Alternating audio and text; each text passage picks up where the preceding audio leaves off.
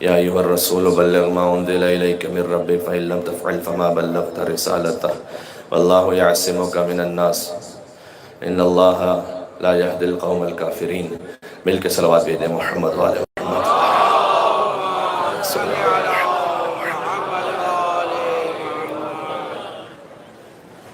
الوداعی مجلس اعزا ہے، اور اس بات کی پہلے ہی وضاحت ہو جائے کہ الوداع کا مطلب کوئی بھی مومن تصور نہیں کر سکتا کہ وہ زندگی کے کسی بھی لمحے میں امام حسین علیہ السلام سے دور ہو جائے۔ تو یہ وہ رسماً الوداع ہے کہ جس کا حکم خود ائمہ علیہ السلام کی احادیث میں اس کا اشارہ ملتا ہے۔ جب 9 ربیع الاول عید زہرہ سلام اللہ علیہا کا دن ہے، اس عید کے کئی نام ہیں، جس میں سے ایک نام امام معصوم نے بیان فرمایا کہ یوم نزع السواد، سیاہ لباس اتار دینے کا دن۔ چونکہ حکم امام ہے لہذا 9 ربیع الاول ہم سوگ بڑھا دیتے ہیں، تو جہاں کہیں اب گفتگو میں الوداع کا لفظ آئے تو وہ اس مناسبت سے ہے کہ جو حدیث امام کے مطابق ہے۔ دوسرا یہ کہ 2 مہینے 8 دن گزرتے چلے گئے، اور میں پھر اس حدیث کو خود ریکال کرنا چاہوں گا اور آپ حضرات کی خدمت میں پیش کرنا چاہوں گا کہ یہ جتنے ایام ہیں وہ اس ایک حدیث کا واضح مصداق ہیں کہ حضور نے فرمایا کہ ان لقتل الحسین حرارۃ فی قلوب المؤمنین لا تبرد ابدا۔ اللہ نے حسین کے لیے، قتل حسین کے لیے مومنوں کے دلوں میں وہ گرمی رکھی ہے کہ جو کبھی ٹھنڈی نہیں ہوگی۔ اور اس حرارت کا عالم یہ ہے، میں انشاءاللہ مزل مصائب پر آؤں گا، لیکن کچھ ایام عزا کے فلسفے اور آگے زندگی کیسے گزارنی ہے میں نے اور آپ نے انشاءاللہ اس پہ کچھ بات کرنا چاہتا ہوں، اور کچھ امام حسن عسکری علیہ السلام کی ذات گرامی پر غور فرمائیے گا کہ امام حسین کا غم واقعاً وہ دیوانگی لے آتا ہے وجود پر، انسان کے گوشت و خون میں امام حسین علیہ کا غم وہ ایسے اس کا اثر ظاہر ہوتا ہے۔ آپ نے دیکھا ہوگا بڑی آرام دہ بیٹھکوں میں بیٹھنے والے، چاہے کتنا ہی بڑا دنیا کا ثروت مند انسان کیوں نہ ہو، وہ خاک پر بیٹھنے پر فخر محسوس کرتا ہے، وہ میلوں پیدل چلنے پر فخر محسوس کرتا ہے، وہ علم ابوالفضل عباس علیہ السلام اٹھانے پر فخر محسوس کرتا ہے، وہ نیاز امام حسین تبرک کے لیے صف میں کھڑے ہونے پر فخر محسوس کرتا ہے۔ یہ کیا ہے معاملہ دیکھیے، اور پھر دنیا یہ کہتی ہے کہ جناب یہ کس بات کے دیوانے بنے ہوئے ہیں، تو میں یہ عرض کرنا چاہتا ہوں کہ شبیر کے دیوانوں کو سمجھائے نہ دنیا۔ بہت مومنین ہیں، میں خاص ایک جملہ کہنا چاہتا ہوں، شبیر کے دیوانوں کو سمجھائے نہ دنیا، یہ خوب سمجھ بوجھ کے دیوانے ہوئے ہیں۔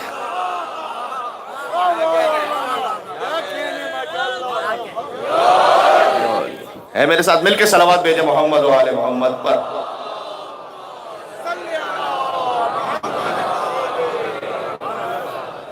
موضوع بھی ہمیں مکمل کرنا ہے۔ ان 4 روزہ مجالس میں ہم نے کوشش کی کہ امیر المومنین کی ولایت پر کچھ بات ہو سکے، اور غدیر اور کربلا کے تناظر میں کچھ گزارشات عرض کی گئیں، اور کل کی گفتگو یہاں تک رکی تھی کہ امیر المومنین کی ولایت کو ماننا در حقیقت عقیدہ توحید کو بچانے کے لیے ضروری ہے، عقیدہ نبوت کو بچانے کے لیے ضروری ہے، اس لیے کہ جس کے پاس علی کی ولایت ہے اس کے پاس صحیح عقیدہ توحید ہے۔ دیکھیں میں اپنے نوجوان ساتھیوں سے مخاطب ہوں بالخصوص، یہ اللہ کی گردان کرنے والے وہ بھی ذرا غور سے سنیں اس بات کو۔ توحید فقط اللہ کو ماننا نہیں ہے، اے میرے ساتھ آپ، توحید فقط اللہ کو ماننا نہیں ہے، حقیقی توحید یہ ہے کہ اللہ کو مانو، اور اللہ جس کو منوا رہا ہے اسے بھی مانو۔ اگر اللہ کو مانو گے اور اللہ کے منوائے ہوئے کو نہیں مانو گے تو یہ توحید نہیں ہے، یہ عین ابلیسیت ہے۔ اے توجہ آپ کی، بھائی ابلیس جو تھا وہ خدا کو مانتا تھا، خدا کی عبادت کر رہا تھا، کہتا ہے پروردگار تو مجھے وقت معلوم تک مہلت عطا کر دے۔ قیامت کو بھی مانتا تھا، توحید کو بھی مانتا تھا، قیامت کو بھی مانتا تھا، اللہ کے بنائے ہوئے کو نہیں مانتا تھا۔ رجیم ہو گیا، مردود ہو گیا۔ توحید کیا ہے؟ خدا کو مانو، اور جسے خدا نے نہیں بنایا اسے ہرگز نہ مانو، یہ بھی توحید کا حصہ ہے۔ یہ بات پہنچ گئی؟ بلکہ مذہب اہل بیت کا تو اصول ہی یہی ہے کہ جو نہ ہو اور بن بیٹھے وہی قابل لعنت ہے۔ بات پہنچ رہی ہے؟ فرعون خدا نہیں تھا، بن بیٹھا تھا، قابل لعنت ہے۔ مسلمہ کذاب نبی نہیں تھا، بن بیٹھا تھا، قابل لعنت ہے۔ اب جو خلیفہ نہ ہو بن بیٹھے اس کا فیصلہ میں آپ کے اوپر چھوڑتا ہوں.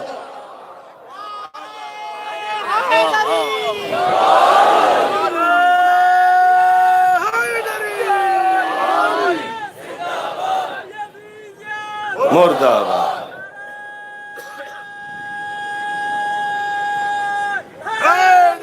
ملک بات پہنچ رہی بیٹا نا. یا رسول اللہ یا علی. جی مجھے بات کرنے دیں. اچھا لبیک یا کہنے تو مل کے ہی کہتے ہیں پھر. لبیک یا حسین لبیک یا حسین لبیک یا حسین لبیک یا حسین. اور یہ جو لبیک یا حسین کی صدا بھی ہم بلند کرتے ہیں یہ ہے اس خاطر کہ حسین وہ ہیں جو ہمیں خدا تک پہنچاتے ہیں. لبیک یا حسین کہنا حجت خدا کو لبیک کہنا ہے, وسیلہ خدا کو لبیک کہنا ہے. اور جب حسین کو لبیک کہیں گے حسین آپ کو خدا تک پہنچائیں گے. وقت آخر سجدہ امام حسین علیہ السلام, اگرچہ کہ مصائب کی روایت ہے لیکن اسے کچھ درس کے تناظر میں سن لیجئے گا. شمر ملعون یہ کہتا ہے کہ حسین کچھ کہہ رہے تھے اور میں جب حسین کے قریب گیا تو میں نے سنا کہ حسین کیا کہہ رہے تھے. تو اس وقت سجدہ آخر میں حسین کہہ رہے تھے کہ پروردگار ایتمت العیال لکی اراکا ترکت الخلق ترن فی ہواکا. مناجات پڑھ رہے تھے. پروردگار میں نے ساری دنیا کو چھوڑ دیا ہے تاکہ تیری خوشنودی حاصل کر سکوں. وَأَيْتَمْتُ الْعَيَالِ لِكَيْ أَرَاكَ, اور میں نے سکینہ کی یتیمی کو برداشت کر لیا ہے تاکہ تیرا دیدار کر سکوں. سبحان اللہ. یعنی حسین تک پہنچو, حسین تمہیں خدا تک پہنچائیں گے. بات واضح ہو رہی ہے بھائی. سجدہ آخر امام حسین میں کہتا ہوں وجود خدا کی سب سے بڑی دلیل ہے. جو حسین کے سجدے کو سمجھ گیا وہ یقیناً خدا تک پہنچے گا.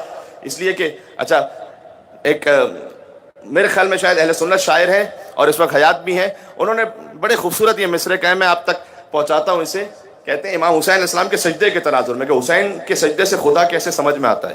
کہتے ہیں کہ دل صبر کے منبر پہ بٹھایا کہ خدا ہے, اور شکر کو اعزاز بنایا کہ خدا ہے. ایک سجدے سے تبدیل کیا شاہ نے منظر, ایک سجدے سے تبدیل کیا شاہ نے منظر, تب موت نے اندازہ لگایا.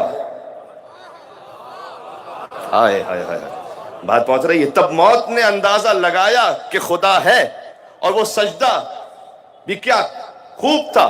اللہ رے سجدہ تب جب سامنے ایسے نظر آیا کہ خدا ہے. آپ امام حسین السلام تک پہنچے, حسین آپ کو خدا تک پہنچائیں گے. اور یہی ان مجالس کا گویا مرکزی نقطہ اور خیال تھا. تقریباً 15 احادیث اس موضوع کی ہیں جو میں دیکھ کر آ رہا ہوں. بقیہ تو اور اللہ جانے کتنی احادیث ہوں جس میں اہل بیت اطہار نے فرمایا کہ بنا عبد اللہ و بنا عرف اللہ و لولانا ما عبد اللہ. ہمارے ذریعے سے خدا کی عبادت کی گئی, ہمارے ذریعے سے خدا پہچانا گیا, اور اگر ہم نہ ہوتے تو خدا کی عبادت ہی نہ کی جاتی. اللہ اکبر. یہ بات پہنچ رہی ہے. اچھا اس کا ہرگز یہ مطلب نہیں ہے کہ خدا کا وجود کسی کا محتاج ہے, نہیں, وہ غنی علی الاطلاق ہے, اس کا وجود کسی کا محتاج نہیں. فرمایا کہ ہمارے ذریعے خدا کی عبادت کی گئی, ہمارے ذریعے خدا پہچانا گیا. اچھا وہ جملہ مکمل کر دوں. جو نہ ہو بن بیٹھے وہ قابل لعنت ہے. توحید یہ ہے کہ خدا کو مانو, جس نے خدا جس کو منوا رہا ہے اسے مانو, اور خدا نے جسے نہیں بنایا اسے ہرگز نہ مانو. یہ ہے توحید. اس میں پورا تولا بھی ہے, اس میں پورا تبرہ بھی ہے. وہ واقعہ ہے نا کہ ہارون رشید کے تخت پر جب بہلول بیٹھ گئے تھے تو بہلول نے یہی تو سمجھایا تھا وہاں پر. تو وہ سپاہیوں نے خوب مارا بہلول کو, اتر کے رونے لگے. تو ہارون رشید جب آیا تو اس نے کہا کہ میں نے بہلول تم سے پہلے بھی کہا تھا کہ یہ بہلول کا تعلق اس جملے سے بھی ہے کہ شبیر کے دیوانوں کو سمجھائے نہ دنیا, یہ خوب سمجھ بوجھ کے دیوانے ہوئے ہیں. تو بہلول دیوانہ ہے لیکن خوب سمجھ بوجھ کے دیوانہ ہوا ہے. تو وہ بیٹھے ہوئے تھے, وہ بہت مارا سپاہیوں نے. جب اتر گئے تو رونے لگے. ہارون رشید نے آ کے کہا کہ میں نے تم سے پہلے بھی کہا تھا کہیں بھی بیٹھ جاؤ, یہاں نہ بیٹھا کرو. تو بہلول نے کہا کہ میں اپنے آپ کے لیے تھوڑی رو رہا ہوں. اچھا پھر کس لیے رو رہے ہو؟ کہا میں تو تمہارے لیے رو رہا ہوں. اچھا میرے لیے کیوں رو رہے ہو؟ پٹائی تمہاری ہوئی, میرے لیے کیوں رو رہے ہو؟ کہ میں تھوڑی دیر کے لیے غلط جگہ بیٹھا تھا.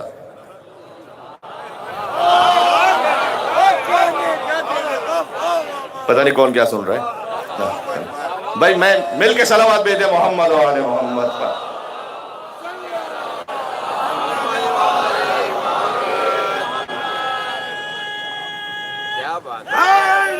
مل کے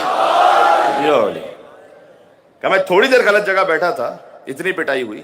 جو ساری زندگی غلط جگہ بیٹھا ہو, میں تو سوچ رہا ہوں تیرا حشر کیا ہونے والا ہے. اللہ اکبر. اور یہی وہ لوگ ہوں گے. اب آیت پڑھا ہوں سورہ بقرہ کی آیت, لیکن سورہ بقرہ کی آیت کیا ہے کہ استبرأ الذین اتبعوا من الذین اتبعوا. اللہ کہتا ہے کہ روایت ہے کہ خدا کی آواز آئے گی کہ کہاں ہے وہ کہ جنہیں ہم نے خلیفہ بنایا تھا. تو حضرت داؤد کھڑے ہوں گے, کیونکہ حضرت داؤد کے لیے اللہ نے سورہ 7 میں کہا اِنَّا جَعَلْنَاكَ خَلِيفَةً فِي الْأَرْضِ, اے داؤد ہم نے آپ کو خلیفہ بنایا. تو اللہ کہے گا کہ اللہ سبحانہ وتعالیٰ کی آواز آئے گی کہ اے داؤد آپ تشریف رکھیے, آپ فقط زمین کے خلیفہ تھے. آئے ہائے ہائے ہائے, حدیث سنا رہا ہوں آپ کو میں, ہے نا. اور اس کے بعد آواز آئے گی کہ کون ہے وہ خلیفہ جنہیں ہم نے دنیا اور آخرت, زمین و آسمان, کائنات کی ہر شے پر اختیار عطا کیا. تو امیر المومنین حجت خدا علی بن ابی طالب علیہ السلام بلند ہو گئے. اللہم صلی علی محمد وآل محمد. اور پھر آواز آئے گی, پھر خدا کی آواز آئے گی کہ اے علی, جو آپ کو خلیفہ برحق ماننے والے تھے انہیں اپنے ساتھ لے کر جنت میں تشریف لے جائیے. اچھا, علی اپنے مومنین کو, محبین کو, شیعوں کو لے کر جنت کی طرف جانے لگیں گے. جو دوسرے ہوں گے وہ کہیں گے کہ پروردگار کیا ہمارے لیے کوئی وسیلہ نہیں ہے؟ تو اللہ کہے گا کہ جنہیں تم پیر مانتے تھے تو بلا لاؤ انہیں. اب یہاں کی آیت ہے استبرأ الذین اتبعوا من الذین اتبعوا. تو وہ جب اپنے اپنے پیروں کو پکاریں گے وہ کہیں گے آج ہم تمہارے لیے کچھ نہیں کر سکتے. تو یہ جو اتباع کرنے والے تھے وہ تبرہ کریں گے ان پر جن کی اتباع کر رہے تھے. یقین جانیے گا لفظ میں نے اپنی طرف سے استبرأ, تبرأ کا لفظ قرآن میں ہے. وہ تبرہ کریں گے کن پر؟ اپنے پیروں پر. کاش, ایک جملہ آپ کی نظر کر رہا ہوں, کاش وہ کام جو آخرت میں کر رہے تھے دنیا میں کر لیا ہوتا.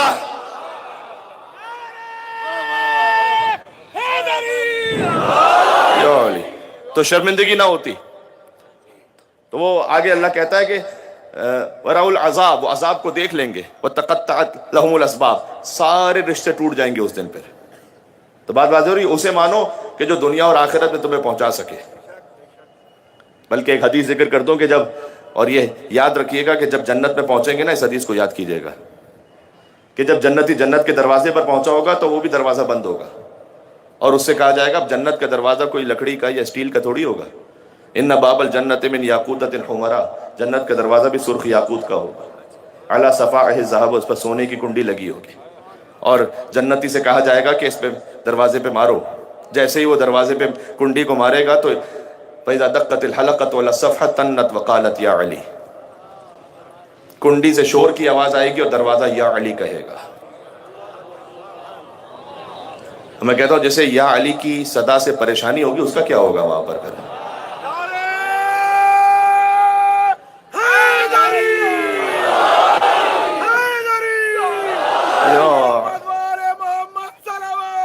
اللہم صلی علی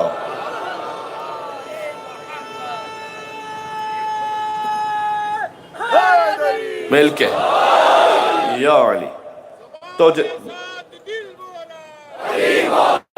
علی مولا,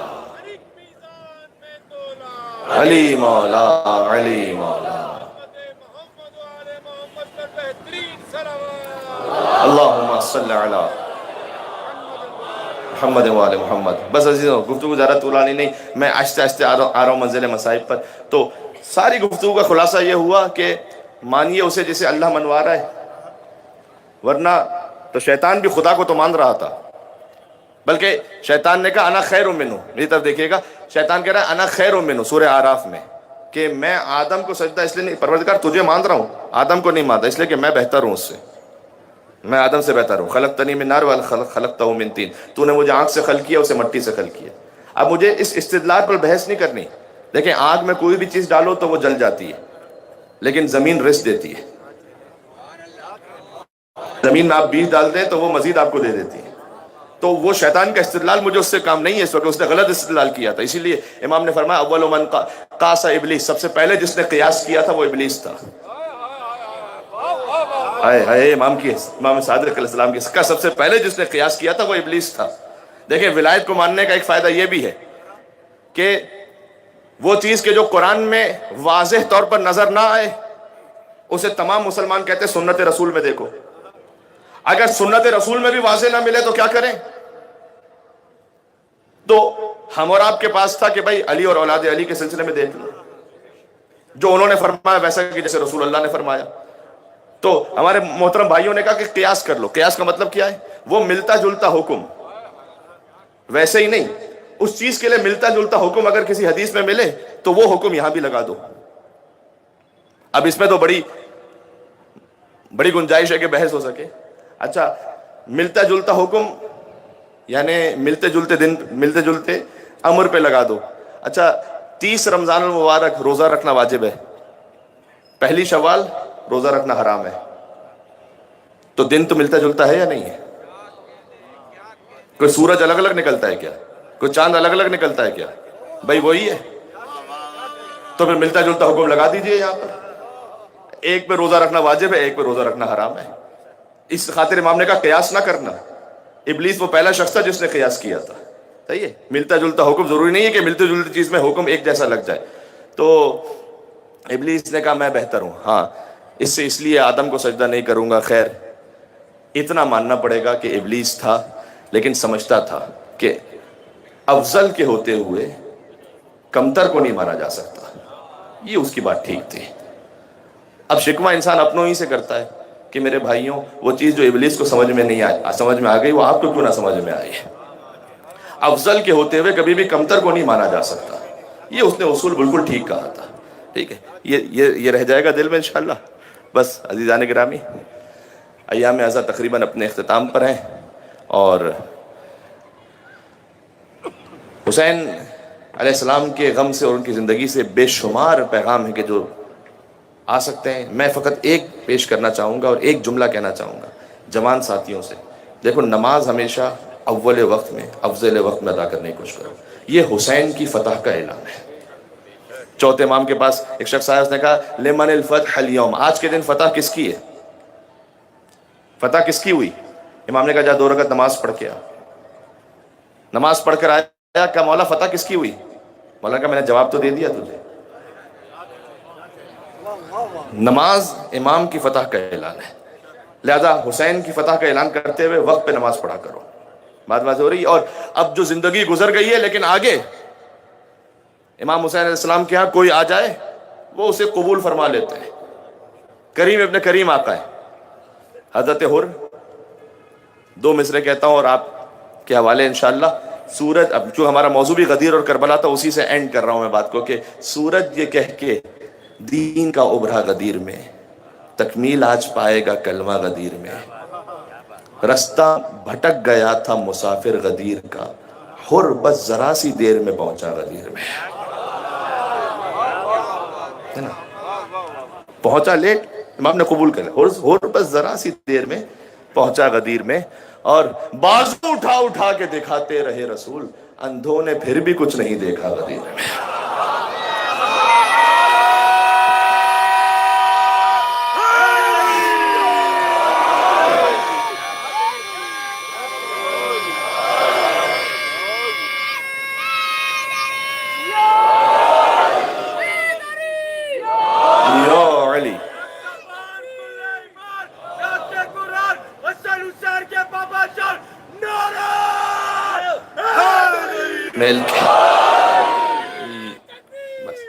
اللہ اکبر یا رسول اللہ.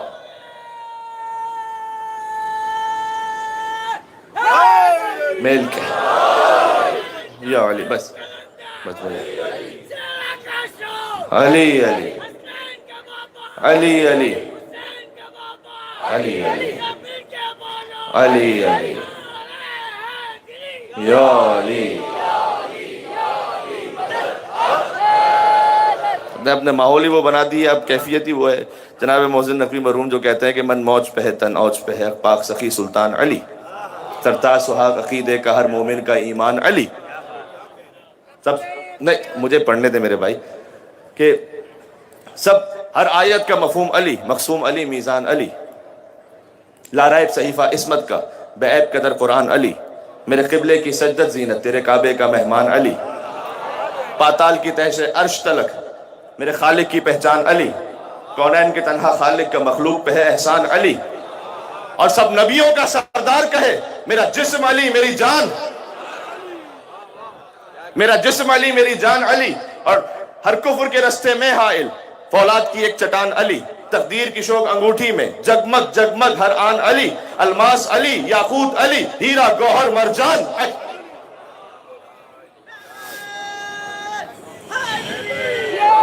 یا علی، بات پہنچ گئی؟ تو بس عزیزان گرامی، امیر المومنین کے چاہنے والے بہت بڑی تعداد میں الحمدللہ یہاں پر موجود ہیں، اور انشاءاللہ اب تابوت امام حسن عسکری علیہ السلام بھی ہے، اور مجھے مصائب کے کچھ جملے تابوت کے حوالے سے بھی کہنے ہیں۔ کل بھی جلوس ہے، ضرور کوشش کیجئے کہ امکان میں ہو تو جلوس میں شرکت فرمائیے گا۔ 2 جلوس ہیں، ایک اور مرکزی جلوس، ایک چپ تعزیے کا جلوس، جہاں تک جس طریقے سے پہنچ سکتے ہیں، پھر اگلے برس اللہ جانے کون زندہ رہے گا۔ اور میں اپنے تمام اہل سنت بھائیوں سے بھی گزارش کروں گا اور ریکویسٹ کروں گا کہ وہ آئیں جلوس اذاں میں، اور آ کر دیکھیں کہ کس منظم انداز سے امام حسین علیہ السلام کے چاہنے والے یا حسین کہتے ہوئے چلتے ہیں۔ مجھے میرے ایک برادر نے، ایک اور سیکٹ سے تعلق رکھتے ہیں، انہوں نے ایک ای میل کیا تھا، اور انہوں نے ای میل میں مجھ سے پوچھا کہ علامہ صاحب میں جلوس میں آنا چاہتا ہوں۔ ابھی اس جلوس کی بات نہیں، انہوں نے چہلمی عاشور کے جلوس کے لیے مجھ سے پوچھا تھا کہ میں جلوس میں آنا چاہتا ہوں، لیکن ہمارے مفتی صاحب نے کہہ دیا کہ نہ جلوس میں نہ جانا، اس لیے کہ اگر علم کو دیکھو گے تو ٹوٹ جائے گا، زلزلہ کو دیکھو گے تو نگاہ ٹوٹ جائے گا۔ تو کہا مولانا میں کیا کروں، میں آنا چاہ رہا ہوں لیکن ہمارے مفتی صاحب نے کہتے ہیں۔ میں کہتا ہوں جناب سارے شیعہ سنی بھائی سنیں، دیکھیں یہ illogical چیزوں کو چھوڑیں، باقی مرضی ہے آپ کی، جس کو جلوس میں آنا ہے وہ آئے، یہ تو اپنے اپنے توفیق اور نصیب کی بات ہوتی ہے۔ لیکن میں نے ساتھ میں یہ ضرور لکھا تھا کہ جناب یہ بات نہ کریں کہ زلزلہ کو دیکھو گے تو نکاح ٹوٹ جائے گا، اس لیے کہ گھوڑے کو دیکھ کر تو اسی کا نکاح ٹوٹے گا جس کا نکاح کسی گدھے نے پڑھایا ہوگا۔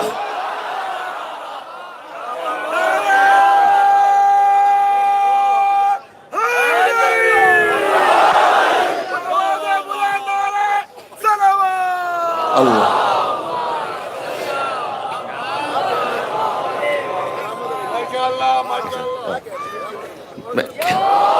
یا علی مدد۔ بس عزیزوں، یہ وہ شاعر حسینی ہے کہ جن کے لیے احترام رکھیں، اور تاریخ میں مقتل میں ملتا ہے کہ ذوالجناح نے جب شہادت امام حسین علیہ السلام کو دیکھا تو وہ خود زمین پر اپنے آپ کو پٹکتا جاتا تھا اور وہیں پر دنیا سے کوچ کر گیا۔ میں کہتا ہوں شاید ہماری تو معرفت اس ذوالجناح جتنی بھی نہ ہو سکے۔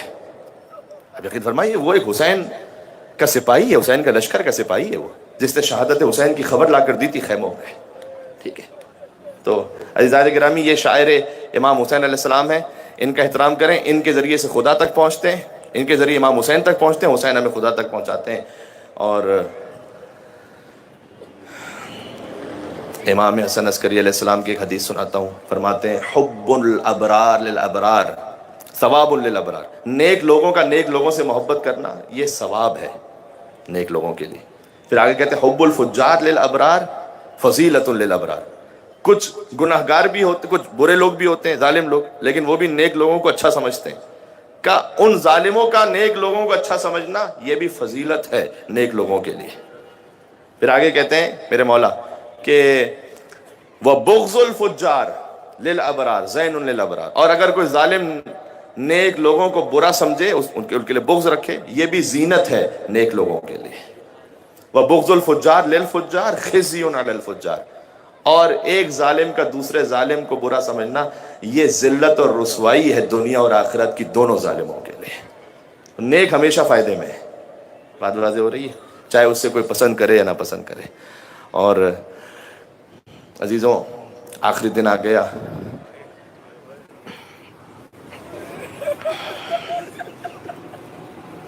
بچے جو اگلے برس ہم ہیں اور یہ غم پھر ہے، جو چل بسے تو یہ اپنا سلام آخر ہے۔ میں نے عرض کر دیا ابتدائی مجلس میں کہ الوداع کا مطلب کیا ہے. کوئی مومن حسین کو وداع نہیں کہہ سکتا. یہ غم امام حسین علیہ السلام کو حکم امام سے خدا حافظ کہنا. الوداع الوداع الوداع اے حسین. کیا کچھ بیان کیا جائے. کس امام کے لیے 2 مہینے رونے کا اہتمام ہوتا ہے؟ یہ امام حسین کی مظلومیت ہے، اور یہ دعائے سیدہ ہے، تمنا فاطمہ زہرا سلام اللہ علیہا ہے. عزیزوں، اگر یاد کرنا ہے تو یاد کرتے چلو. آپ نے اور ہم نے علمدار کا ماتم کیا تھا، 2 کٹے ہوئے بازوں کا ماتم. خدا حافظ کہہ دو اس ماتم کو. اکبر کے کلیجے کا ماتم، ایک معصوم سے گلے کا ماتم، سکینہ کو لگتے ہوئے تماچوں کا ماتم، زینب کی چنتی وردا کا ماتم. میرے معزز بھائیوں نے تابوت امام حسن عسکری علیہ السلام جو آمادہ کیا ہے، انہوں نے مجھے دکھلایا بھی تھا. اتنی روحانیت سے اور اتنی محنت سے انہوں نے تابوت تیار کیا ہے. بی بی ہی انہیں اجر عنایت فرمائے. بالکل آپ کو محسوس ہوگا جیسے کاظمین اور سامرہ کا تابوت ہے. یہ آپ زیارت کیجئے گا اور امام زمانہ کو پرسہ دیتے جائیے گا. امام زمانہ کی یتیمی کی رات ہے آج. 5 برس کے تھے میرے مولا، 260 ہجری 8 ربیع الاول. 5 برس کے تھے میرے مولا، یتیم ہو گئے. اب میں ہاتھوں کو جوڑ کے کہوں گا، لیکن کہیں یہ نہیں ملتا کہ امام کی یتیمی پر کسی نے انہیں تماچا مار دیا. یہ فقط حسین کی سکینہ کا مقدر تھا. صداؤں کو آزاد کیجئے گا آہستہ آہستہ. احادیث میں آیا ہے کہ یہ آنسو مرہم ہے، واقعات میں آیا ہے کہ یہ آنسو مرہم ہے امام حسین کے زخموں کا. ملتا ہے ایک مکاشفے میں ملتا ہے کہ ایک عالم دین تھے، بہت بڑے عارف تھے. امام حسین السلام کی قبر مطہر پر پہنچے تو سامنے سے حجاب ہٹ گئے اور انہوں نے دیکھا کہ سر مبارک سے کمر امام حسین تک کو دیکھا اور مکمل زخمی تھی.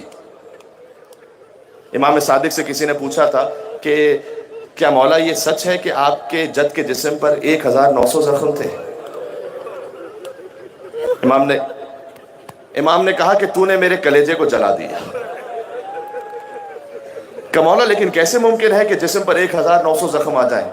امام نے کہا تجھے خبر نہیں ہے کہ نیزوں کے اوپر نیزہ تھا، تلوار کے اوپر تلوار تھی، پتھر کے اوپر پتھر تھا، لاٹھیوں کے اوپر لاٹھیاں تھیں.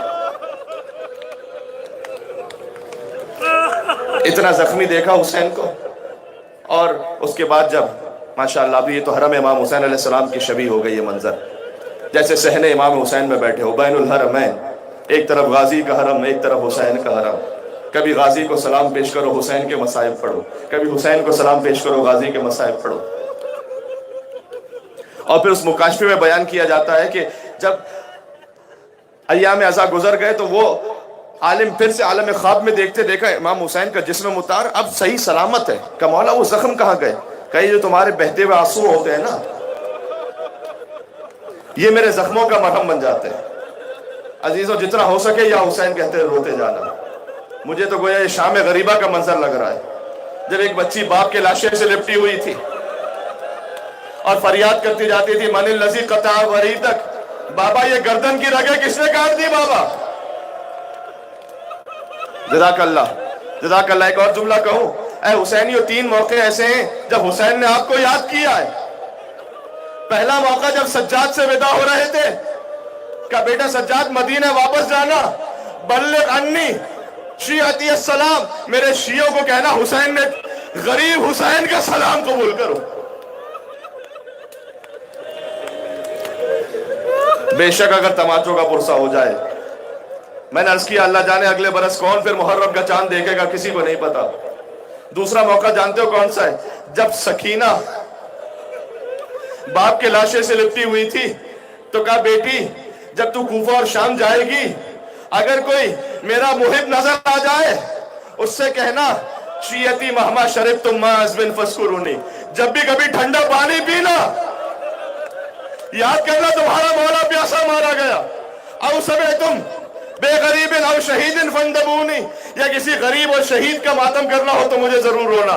نہیں عزیزوں میں جملہ کہوں، اور موقع جو حسین نے یاد کیا کہ لیتکم فی یوم عاشورا جمیعا تنظرونی، اور میرے شیعوں کو کہنا اے کاشیوں تم کربلا میں ہوتے، कैफा तिस्कील तिफलिन फअबवा यरहमूनी, तुम देखते मैं 6 महीने के बच्चे के लिए कैसे पानी मांग रहा था।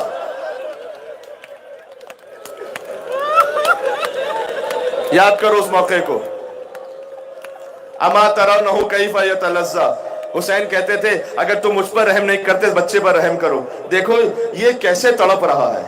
यह तलज़्ज़ा का लफ्ज़ इमाम ने इस्तेमाल किया था। जानते हो तलज़्ज़ा का मतलब क्या होता है? जब मछली को पानी से निकाल लिया जाए वो बहुत तड़पती है, तड़पते तड़पते मरने के करीब पहुंच जाए तो कभी मुंह खोलती है कभी बंद कर लेती है। यह है यह तलज़्ज़ा। कल देखते नहीं असगर कैसे कभी मुंह खोल रहा है कभी बंद कर रहा है। हुरमला ने 3 भाल का तीर चलाया। ये सब याद करो और खुदा हाफिज कहते जाओ। और कैसे जिक्र ना करूं उस शहादत उज़्मा के मंजर का, और कैसे जिक्र ना करूं। देखें आज इमाम ज़माना की यतीमी की रात है, मौला हमारा पुरसा कबूल कीजिएगा। आज आपके बाबा की शहादत की शब है। बाबा को गुस्ल दिया गया, बाबा को जहर दिया गया। आपके मोहतसिम अब्बासी ने जहर दिया था। और उस वक्त मैं किताब से देख के आप खिदमत में अर्ज़ कर रहा हूं, इमाम प्यास की शिद्दत से बहुत तड़प रहे थे। इमाम के गुलाम था अखीर, उसको बुलाया, कहा मुझे पानी देना। इमाम के हाथ इतने लरज रहे थे कि कूज़े आब से मौला पानी नहीं पी सके। इमाम ने कहा उस दूसरे हुजरे में मेरा 5 साल का एक बच्चा है, उसे बुला लाओ। इमाम ज़माना आए, इमाम हसन अस्करी का बाता मैं इमाम ज़माना को पुरसा देना या हुसैन कहकर। इमाम ज़माना आए, कहा या सैयदा अहले बैती, ऐ मेरे अहले बैत के सरदार, इस्किनिल माँ, मुझे थोड़ा पानी पिला। ये इस्किनिल माँ की सदा, ये है सामर्रा का इमाम और वो था करबला का इमाम।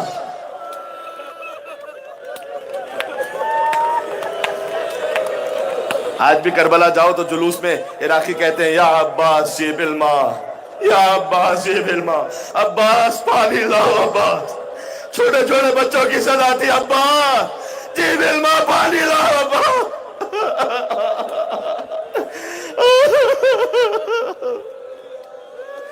जज़ाकल्लाह क़यामत का याद करो उस वक्त को कि जब हुसैन रुखसत हो रहे थे अपनी बच्ची से, तो बच्ची ने कहा बाबा मेरे सर पर वैसा रखो जैसे यतीमों के सर पर हाथ रखते हो। हुसैन जुदा होकर चले और फिर जब हुसैन शहीद हो गए ना, इतनी तलवारें पड़ी हुसैन, अल्लाह अकबर। जब बहन पहुंची थी तो कहा था अंता अखिल हुसैन, क्या तू ही मेरा भाई हुसैन? और वो जो जुलझला था ना वो पलटा, तो बच्ची ने देखा जुलझला आया है खाली, बाबा नहीं आया। कहा या जवादो सुखिया अभी हम कुतिल अशाना, इतना बता दे बाबा को ज़िबा किया तो क्या पानी पिला दिया था या मेरा बाबा प्यासा मारा गया? फिर ये कारवान चला करबला से कूफा, बीबियों के हाथ गर्दन से बंधे हुए। याद करो उस मौके को। करबला से कूफा पहुंचा, कूफा से शाम, लेकिन पहुंचते पहुंचते एक वाकया मिलता है तारीख में। आपने सुना होगा कि सकीना गिर गई थी। मैंने ये नहीं पढ़ा, जो मैंने पढ़ा है वो सुनाऊं। बच्ची गिरी नहीं थी, बच्ची को धक्का देकर गिरा दिया गया था। और ज़ैनब तलाश करती रही रात के वक्त में जंगलों बयाबानों में। देखा एक निकाब पोश बीबी है, बच्ची जिसकी गोद में आराम कर रही है। अरे सकीना को बाप के सीने के बाद कहीं नींद नहीं आती थी, ये किसकी गोद है? बीबी ज़ैनब ने कहा ऐ बीबी मैं कयामत में जजा दिलवाऊंगी। कहा ज़ैनब अगर मैं रहम ना करूं तो कौन रहम करेगा? कल आपकी आवाज जानी पहचानी लगती है। आज जो बीबी ने नकाब को हटाया, ज़ैनब को अपनी मां का चेहरा नजर आया। या हुसैन, या हुसैन। है अभी एक जुमला। शाम पहुंचा ये कारवान, मैं चंद लम्हों में मसाइब को तलखीस कर रहा हूं। जब तो जानते हो ना कि शाम के जिंदान में एक बच्ची गुजर गई थी जो बाबा बाबा कहती थी। और जब रिहाई मिली, उलमा से मैंने सुना है हर बीवी बाहर आ गई, लेकिन उम्मे रबाब सकीना की कब्र से लिपटी हुई थी। कहती जाती थी ऐ बेटी तुझे रिहाई की बड़ी तमन्ना थी, तेरी माँ तुझे छोड़कर कहाँ जाए? के जिंदान में मातम हुआ। उम्मे फरवा ने कासिम का सर लिया, उम्मे लैला ने अकबर का सर लिया, उम्मे कुलसूम ने अब्बास का सर लिया, हुसैन का सर बीबी ज़ैनब की गोद था। शाम की औरतें बातें करते हुए कहती थी ये 2 सर है ना, इनकी मां जिंदा नहीं है। बीबी ने कहा मैं इनकी दुखियारी मां हूं, अपने भाई का मातम करूं। अजीजों शोरे वतन आ गई। आखिरी जुमला, वहां से रिहा होकर बीबी पहुंची करबला चहलुम पर। भाई की कब्र को दूर से देखा, अपने आप को जमीन पर गिरा दिया, घुटनियों के बल चलते हुए कब्र हुसैन पर आई। कहा बहन शर्मिंदा है, तेरी अमानत शाम के जिंदान में छोड़कर आ गई। कब्र अब्बास पर पहुंची, वहां पर मातम किया। वहां से फिर चली। तारीख में मिलता है कि बीबी उम्मे रबाब वो रह गई थी करबला, कुछ दिनों के लिए रह गई थी। कहती जाती थी कि बीबी अब मैं मदीने जाकर क्या करूंगी, मेरी बेटी रह गई शाम के जिंदान में, बेटा यहां पर ज़िबा हो गया, वाली यहां पर शहीद हो गए, बीबी मुझे कब्र हुसैन पर छोड़ दीजिए।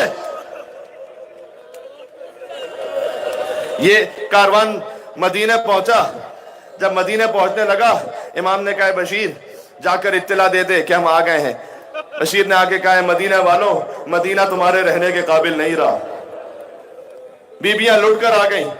अहले हरम जब दाखिल हुए, सबसे पहले रिवायत में मिलता है कि बीबी ज़ैनब ने हुसैन का खून भरा कुर्ता कब्र रसूल अल्लाह पर रख दिया।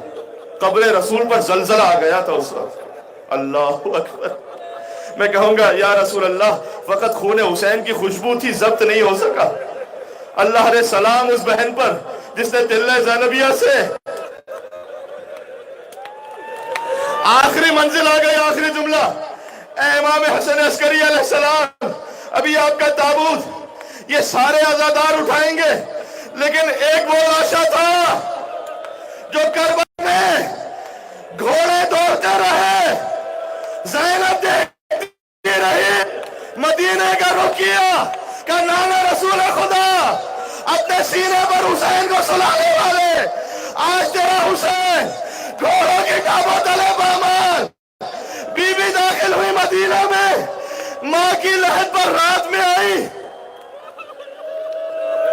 देखो ये इंसानों की फितरत है, बीबियों की फितरत, औरतों की। अगर कोई जुल्म हो जाता है ना, भी वो किसी से नहीं कहती बेटी, लेकिन जब बेटी माँ के सामने आ जाए। ज़ैनब 1 साल बाद वापस आई थी, कब्र सैयदा पर कहा अम्मा अब ज़ैनब वापस आ गई, अम्मा गरीब का सलाम कबूल करो, और तुम कहोगी बहुत दूर से आई हो, बेटी मेरे लिए क्या सौगात लाई हो। अम्मा हुसैन का खून भरा कुर्ता दूं या अली असगर का झूला दूं। ज़ैनब गश खाकर माँ की कब्र पर गिर पड़ी। अब तक ओला मोहम्मद का मातम नहीं किया था। अपने घर में पहुंची, हुजरे नजर आए, कहा रे मेरे शेरों,